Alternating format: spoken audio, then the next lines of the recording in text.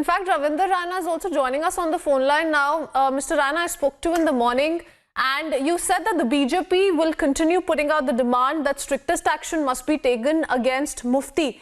An activist who tried to hoist the national flag has now been detained, Mr. Rana. How do you plan to take this forward? See, since morning we have seen, and even on your channel, Republic News channel has already reported from each nook and corner of the Jammu and Kashmir that massive tricolor Tiranga rally is being carried out in Jammu and Kashmir, not only in Jammu region but in Kashmir Valley, from Kupwara to Srinagar and Srinagar to Anantnag. Hundreds of youth hosted the tricolor, waved the tricolor, and in Jammu, massive Tiranga rallies in cities, towns, wards, and even in rural areas, panchayats. Only tricolor is waving today, and even today evening, we have decided to light the lamps because today is accession day. On this day in 1947, our Jammu and Kashmir acceded to Indian dominion, and from that day we are the integral part of India. Jammu and Kashmir is a property of 130 crores of Indian. It is not a property of Mahbooba Mufti or Farooq Abdullah. Everybody has a right to chant Bharat Mata Ki Jai and Vande Mataram. And one like Mahbooba Mufti, those are insulting our flag. They have only two ways. One, to salute Tiranga or to leave India. Love India or leave India. No third option.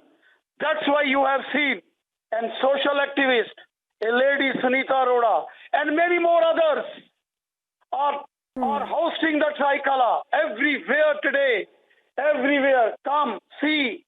Whole India from Republic News just show that whole Jammu and Kashmir, inch of our land is glorified with our tricolor Tiranga Jhanda. Oh yes, Mr. Rana, on a day when India is celebrating the 73rd anniversary of the accession day, you have a massive Tiranga rally which is being carried out in several parts. Many thanks for that perspective as well. There is national outrage over the remark made by Mahbooba Mufti, and now not wanting to come back to from what she said. And what's most shocking is an activist who tried to hoist the tricolor at the PDP office in Jammu has now been detained. Even BJP activists परेशानी हो रही। एक बात हम बड़ी विनम्रता से साफ कहना चाहते हैं, एक देश में दो निशान, दो प्रधान नहीं चलेंगे, तिरंगा हर जगह रहेगा। किसने कहा है कि इलेक्शन लड़ें?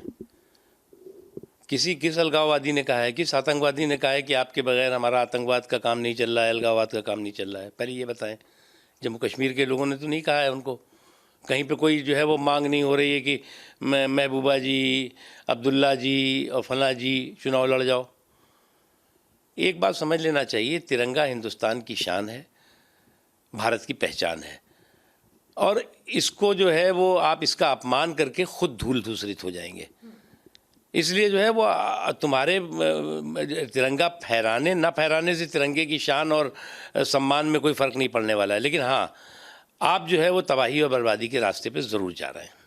सर, जो झंडा यात्रा निकली थी और जो प्रोटेस्ट भी चल रहा था महबूबा मुफ्ती के अगेंस्ट, वहाँ पर भी ABVP के जो लोग हैं जो प्रोटेस्ट कर रहे थे उन्हें डिटेन कर दिया गया, ऐसी खबरें। मैं मानता हूँ ये पूरे देश की बात है, जम्मू कश्मीर के आम लोगों की बात है ये।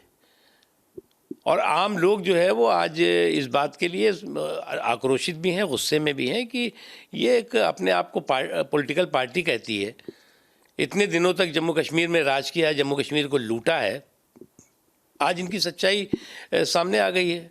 चेहरा बेनकाब हो गया है कि कितना अलगाववाद और आतंकवाद से सना हुआ इनका चेहरा है। सर, एब्रोगेशन 370 की जिस हिसाब से महबूबा मुफ्ती भी डिमांड कर रही हैं और बहुत सारे कंट्रोवर्शियल बयान जो लगातार दे रही हैं, आपको क्या लग रहा है सर उनका क्या? 370 मील पाताल में जा चुका है। 370 वापसी के लिए उन्हें 370 मील पाताल के अंदर घुसना पड़ेगा और उसके लिए उनको 370 जन्म लेने पड़ेंगे। इसलिए न 370 होगा। आप चुनाव नहीं लड़ना चाहते, आपसे किसने कहा है कि हाथ जोड़ करके खड़ा हुआ है जम्मू कश्मीर की जनता की आप कि बिना चुनाव नहीं होगा? चुनाव लड़ेंगे लोग। आज उनके मुंह पर एक बहुत बड़ा तमाचा है। भारतीय जनता पार्टी की सरकार केंद्र में आई है और हमने जो वादा किया था, हमने इसके लिए डॉक्टर श्यामा प्रसाद मुखर्जी का बलिदान दिया है। एक विधान, एक निशान, एक प्रधान को लेकर के जो भारतीय जनता पार्टी का वादा था उसको पूरा किया है। 1 वर्ष हो गया है और हर घर में तिरंगा फहरे, इस चीज़ का प्रयास है। और आज भारतीय जनता पार्टी की तरफ से हर इलाके में हर हमारी जो भी संस्थाएं हैं उनके द्वारा झंडे का प्रावधान किया गया है। और कुल मिलाकर के ये एक भारत श्रेष्ठ भारत का जो नारा था वो आज सत्य सिद्ध हो रहा है। तो एक खुशी की लहर, और ख़ास करके महाराजा हरि सिंह जिनको इन सरकारों ने सम्मान नहीं दिया। जब मैं मेयर था तो हमने यहाँ पर पहली बार यहाँ पर महाराजा हरि सिंह की मूर्ति भी लगवाई थी और आज उनके ये विलय दिवस पर छुट्टी घोषित करके एक जनता को सही जो जनता की डिमांड थी उसको पूरा किया। देखिए, एक तो मैं आपको ये बता दूं कि आज 26 अक्टूबर का दिन है और ये दिन देश भर के लिए बड़ा महत्वपूर्ण दिन है। आज के दिन ही महाराजा हरि सिंह जी ने जम्मू कश्मीर का पूर्ण विलय जो है वो देश के साथ किया था और जिसमें पीओके का हिस्सा भी था।